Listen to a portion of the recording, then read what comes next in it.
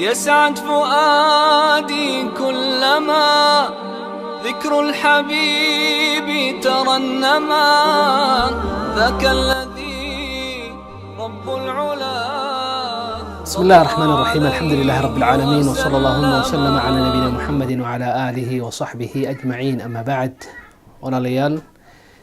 وبرنامج لما قاعد بحيه المالميتكي نبي محمد صلى الله عليه وسلم وكلنكي كوبات أما فديكي كوبات.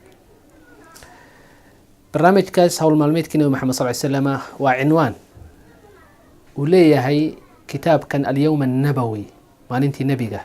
وبرنامج لما يسترن وحياة نبي عليه الصلاة والسلام كشكيني. وحقري الشيخ عبد الوهاب بن ناصر الطريري والشيخ معاصرة علماء معاصرين دلك السعودي قولنا شينا كميدة نجديه. شيخ كتاب كان إساقا يا إيسو هديي سنة كيدوا رمضان كيدوا هدا كن أفر بقول صدني سديدي هجرية أيان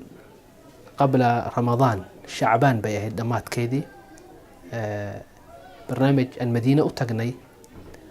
كلن ملتقى دعاء لوغو تلقلي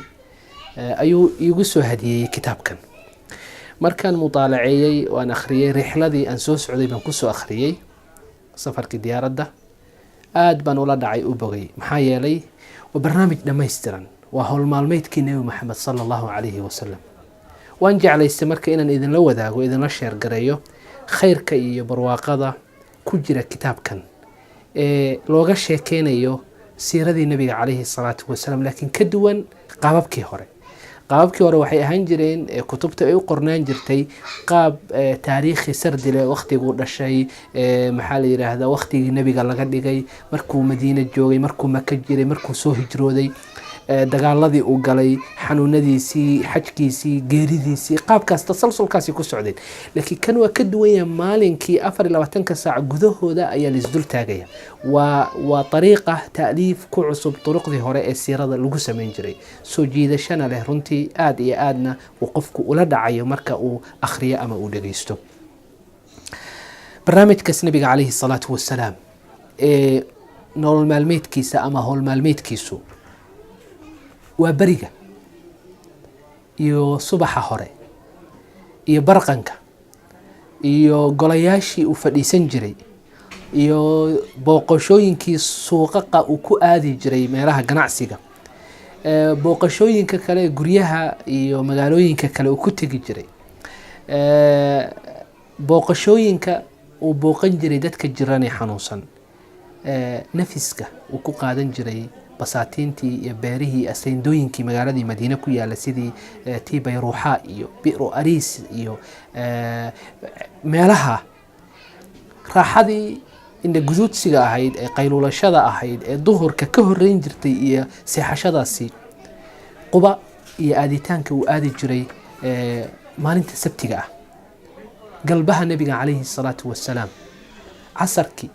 iyo maqribka, cishaha iyo wixii dhici jiray howlo ah.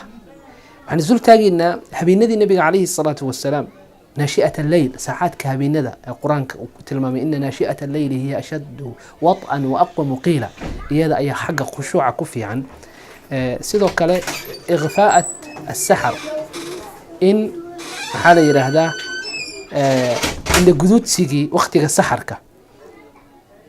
markuu habeenkii dhamaysto inuu xogaa yar inda guduudsado. waxyaalahaasoo dhan ayuu nabiga calayhi salaatu wasalaam ayaan uga warbixin doonaa. xayaatada walaalayaal dhammaystiran lama soo koobi karo. khutab bay lahayd,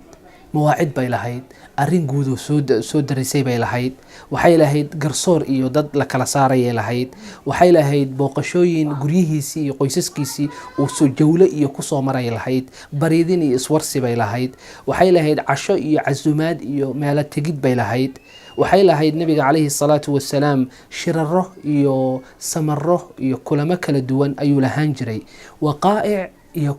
waxay ahaayeen kulligeedba ay ka dhex buuxdo wax aan la malaysan karin. walidalik cid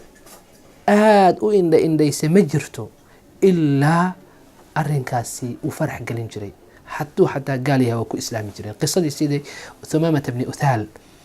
markii lasoo qafaashay ee masaajidkii lagu xiray tiirkiisa oo raashinka lala wadaagi jiray oo la keeni jiray oo nebiga soo baxay dadka tujinaya uu arkayay saxaabadiisa siday u qaabilayaan sida ula fadhiisanayo aad buu ula yaabay markii loo bandhigay islaamnimadii waa diiday laakiin markii uu magaaladii la sii daayo nebiga uu yiri xor baa tahay orado reerkaaga iyo dadkaaga ku laabo intuu baxay uu soo qabaysay buu ku soo laabtay wuxuu ku yiri ilaahay baan qirayaa xaq lagu caabudo inuusan jirin alle mooyee adiguna waxaan qirayaa nebi maxamed inaad tahay sallallahu alayhi wasallam wuxuu yiri yaa maxamed nebi maxamedow wajigaaga wajiga loogu neceb yahay buu ahaa wajiyada dhulka aad degan tahayna magaalada aan ugu necbanahay magaaladaadan bay ahayd maanta miya wajigaaga wajigaan ugu jeclahay dhulka adduunkana dhulka meesha aad deganayd baan ugu jeclahay limaada maxaa isbedelay waxaa isbedelay hawl maalmeedkaas ayuu dhuuxay kadibna wax cajabiya ayuu ku arkay sidoo kale Cadiy ibn Hatim radiyallahu anhu isagoo Kirishtaana ayuu nabiga soo raacay sallallahu alayhi wasallam wuxuu tilmaamay waxa istaajiyay haweeney ilma yar sidata markaasuu la istaagay ilaa uu aad istaagay uu dheereeyay ilaa aan ka damca buu yiri inaan fadhiisto taagnidii intaan xamili kari waayay hadda waa qof haweeney oo dumar ah yani nabiga calayhi salaatu wasalaam sida ay noloshiisa u ahayd nolol iska simbala cid walba oo dhanna ay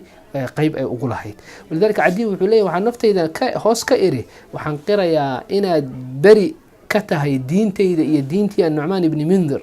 haddaad boqor ahaan lahayd ilma sabi ah iyo haweeney sidaas ulamaadan istaagtay xagee baa nin boqora ilma uga soo agdhawaan karaan ama haweeney ay hoosta uga soo yani qof dadka caadiga ah normalka ah dadka boqorada uma soo dhawaadaan qof uu isna nin madaxa mooyee cid kale ma qaabilaan laakiin nabiga calayhi salaatu wasalaam wuxuu ahaa dadkoo dhan ilaahay subxaanahu wa tacaala mid qalbigiisa uu u waasic sameeyey dadkoo dhanna isku wadi jiray ilaa uu yiri Cadiy ibn Hatim faqadafa allahu fi qalbi lahu xubba qalbigayga ilaahay wuxuu ku tuuray jacayl aanu qabo nabigaas Muhammad sallallahu alayhi wasallam wala layal barnaamijkaas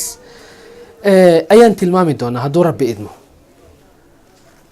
ilaa wuxuu ka koobnaan doonaa 23 xalqo xalqadan ka baxsan 24 xalqo ayuu noqon doonaa hadduu rabbi idmo xalaqaad dheer ma aha waa xalaqaad gaaban tan ugu badan baa laga yaabaa inay noqoto 13 daqiiqo 14 daqiiqo taqriiban walidalik naftayda iyo tiinaba waxaan u dardaarmayaa inaan dayasho ka dhigano nabi maxamed sallallahu alayhi wasallam maxaa yeelay isaga dayasho inuu ah nabiga xadiis wuxuu ku yiri wallahi la yu'min ahadukum hatta yakuna hawahu tab'an lima ji'tu bihi midkiin mar rumaynin iimaan saxna laga ma helin ilaa wixii aan la imid iyo hawadiisu أي وحي أن لا إمد هوديسو أي راعدو حتى تكون هواه تبعا لما جئت به وحا أن جعلنا هودينو وإني أي لغهر مريا نبي عليه الصلاة والسلام جتكيسي وحانا لغهر مرين كرا قفك مركا سيرديسة دراسية مركا دراسية دين كيسة مركا منهج كي نبي عليه الصلاة والسلام وبرته sidii uu diinkani uu ku soo degay uu faafiyeen uu fahmo saxaabadii fahamkeedana uu ku dhiso markaas uu ku dayan kara walidaalika nabiga calayhi salaatu wasalaam xadkiin mar rumaynin ilaa uu iga jeclaado naftiisa iyo ahalkiisa iyo ilmihiisa iyo ummadoo dhan Umar baa Umar wuxuu yiri yaa rasuulallah waan ku jeclahay dadkoo dhan waan ka jeclahay illa min nafsi nabiga wuxuu yiri maya maadan rumaynin Umarow wuxuu yiri yaa rasuulallah cid walbaan ka jeclahay hatta naftayda waan ka jeclahay markaas yiri al'aana ya Umar hada iimaankaagi uu sax yahay wahakada walaalayaal xubbiga nabiga u qabno waa inaan siiradiisi iyo dhaqankiisi iyo hol maalmeedkiisi aan fahanna insha Allah ta'ala darsigaas ayaan xalaqaad musalsala ka dhigi doona هذا والله أعلم وصلى اللهم وسلم على نبينا محمد وعلى آله وصحبه أجمعين يسعد فؤادي كلما ذكر الحبيب ترنما